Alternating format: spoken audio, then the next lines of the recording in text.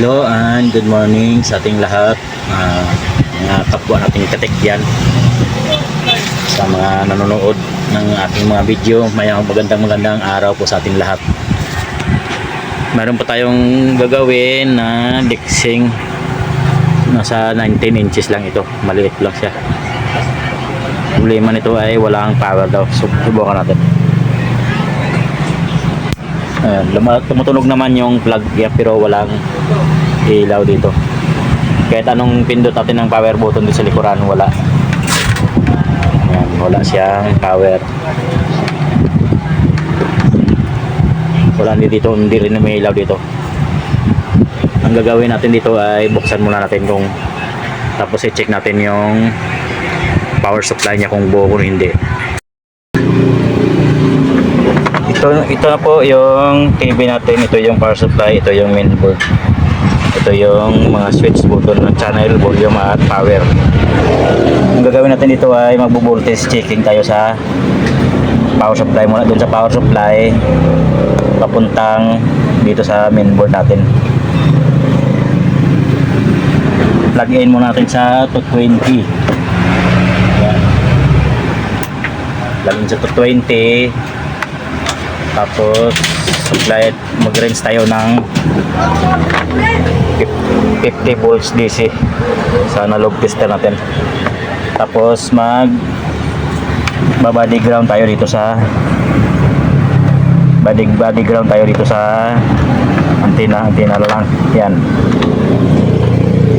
Tapos dito lagay tayo ng tester positive ng diode.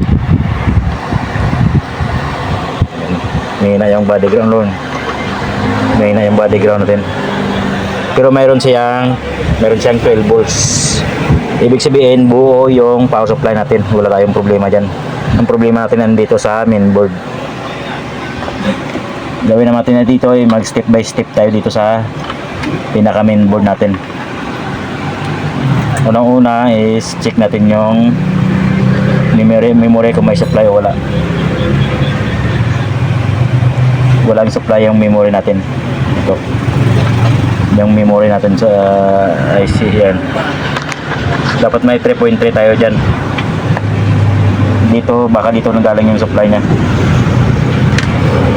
Hanap ako ng digital tester. Ito digital tester yan.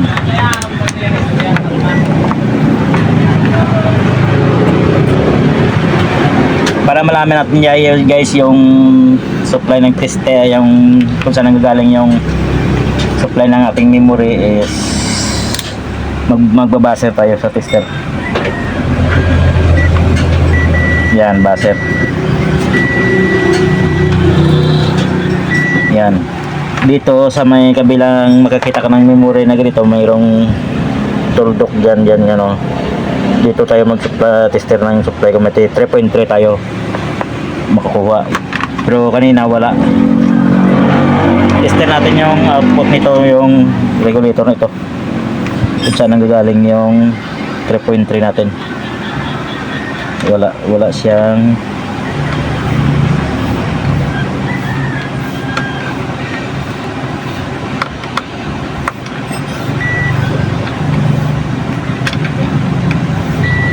so nandito siya.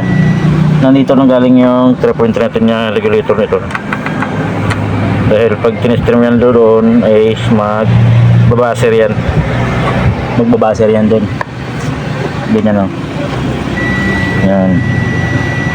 Yan.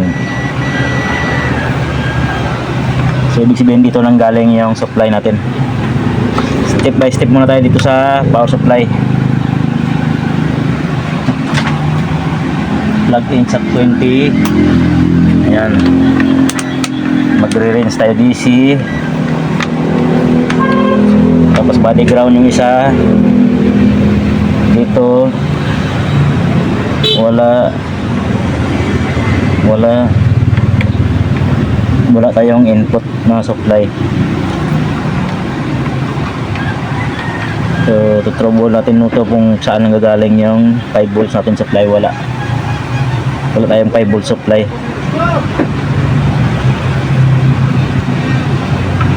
Yan, Wala tayong 5 volt supply.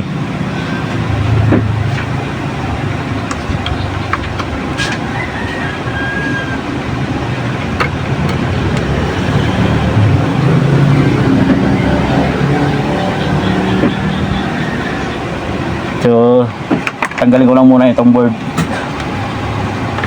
Post ko lang yung video para hindi mahaba yung video natin. May napapansin ako dito na short itong kapasitor pag tinestiran mo itong filter kapasitor na to. So, ang filter kapasitor nito ay pupunta dito. May 6 na paa na regulator na yan. Nakita ko parang sira, sunog yung regulator na yan. Short kasi itong tester na yung filter capacitor nito nasa 5 volts. Tanggalin ko lang muna kung siya talaga ang sira. Wala pa tayong iron. Nakaready natin yung iron.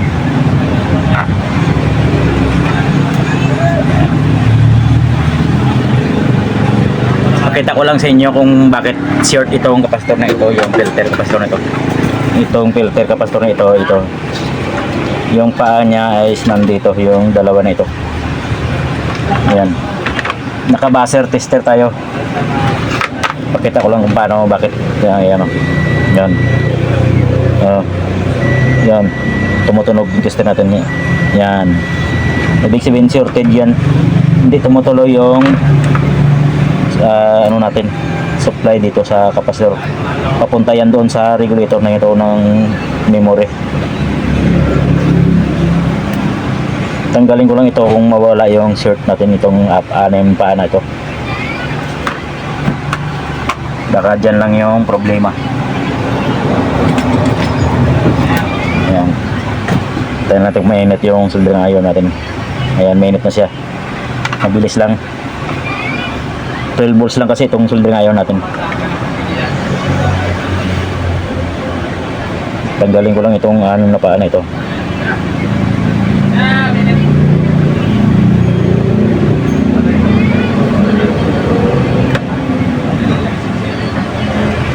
Ayan. Medyo mahirap-hirap lang kasi back kabilaan yung hinang yan. Kailangan dalawa yung panghinang dito yun. Tanggal na siya. Ayan.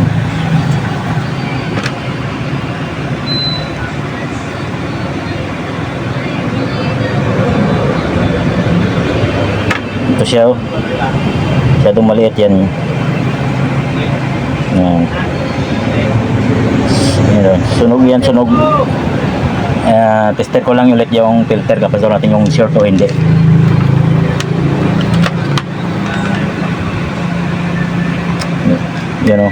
Yun o, wala na siya. Ibig sabihin nandoon o meron wala. Wala na siya, wala na yung short natin. So hanap pala ko paraan kung paano gagawin natin dyan. Ito po, wala tayong makita na regulator na 6 na paa na yon. Itong maliit na ito, wala tayong makuha nitong ganito. Yan, wala tayong makuha. Nahulog pa. Ang gagawin natin dito ay subukan natin dito sa boost converter na ito. Dapat lagi tayong mayroon ganito para masubukan natin. Ilagyan ko lang muna ng wire, input wire. Kita ba? Yan. Input wire, lagyan natin ng input wire. Ito may sign naman yan dito, yan ang positive in, negative in. Tapos positive out, negative out. So ang lalagyan natin dyan yung negative in, positive in, positive out. Yan lang, yung ground di na kasi may ground nandun sa katawan.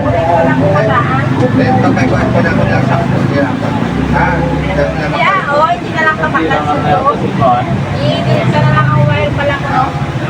Ay, basta? Laki lang. Idirekta mo dyan. Yan.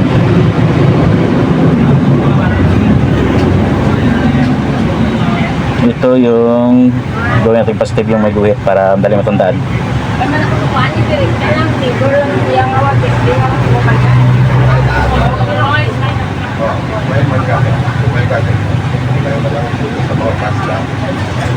Yan. Tapos isang positive out. Yan. Tapos 12 volts in dito, 12 volts natin lagay. Dito tayo mag-connect sa input 12 yan. Hanapin natin dyan yung 12 out dito.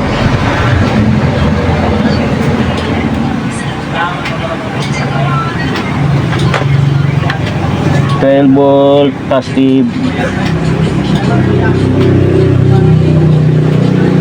Ito, tanggal. Positive. Yan.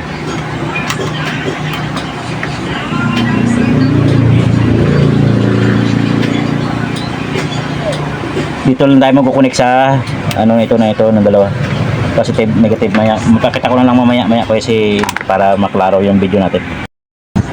Yan, nakaparallel lang nyo dito yung positive, negative sa filter capacitor na ito, yung SMD capacitor na yan.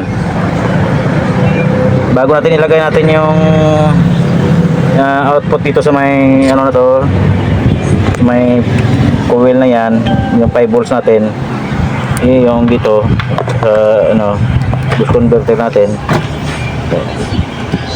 adjust natin muna sa 5 volts para sigurado. Baka naka 12 volts pa ito yung output. Pihitin lang natin yung trimmer na yan hanggang umabot ng 5 volts.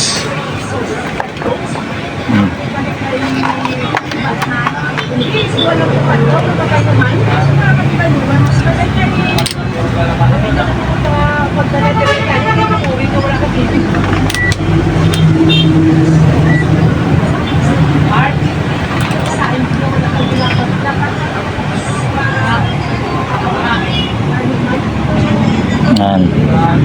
Kabady ground tayo yan. 00 DC. Naka DC range tayo. Tapos naka plug in na yan. Sukatin natin muna dito yung output niya kung ilan. Hindi pa pala nakakabit yung input DC natin doon.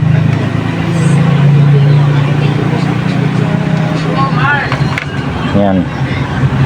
Sukatin natin yung output dito kung ilan. Nasa 11 volts 4.4. Pihitin lang natin yan para bumaba hanggang 5 volts. Yan o.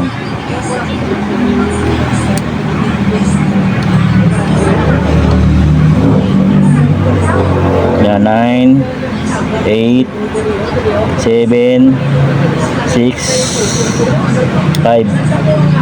Uy, bumalik. Yan, 5.7. Pero bababa natin konti, mga 5. Yan, 5. Oh, sumobra. Mga 5.5 lang. Yan. Tapos ilagay natin yan doon.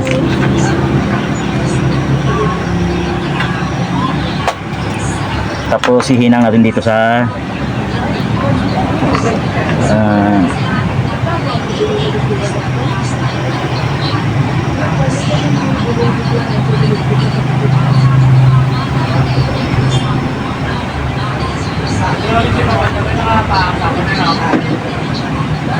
medyo may hirap-hirap lang makapitan ng soldering lead. Yan.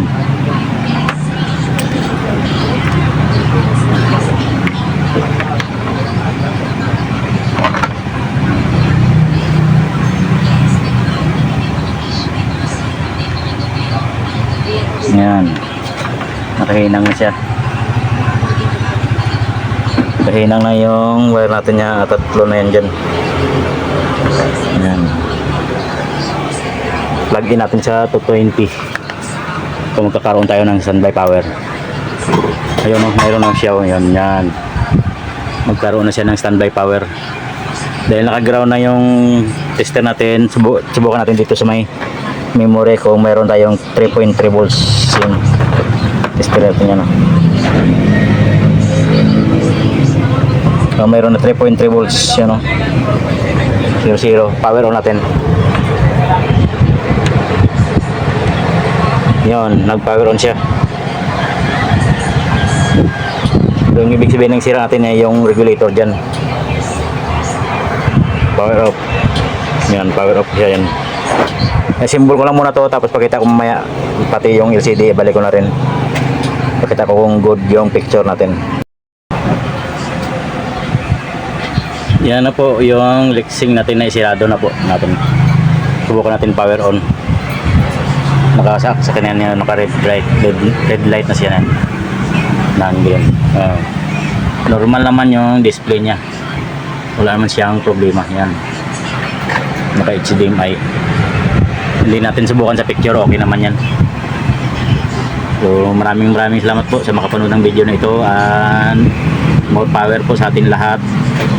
Mga bago po makadaan aking channel ay mag-subscribe po, and sa mga nakaka-subscribe ay maraming salamat din sa inyo lahat. God bless you all, bye bye.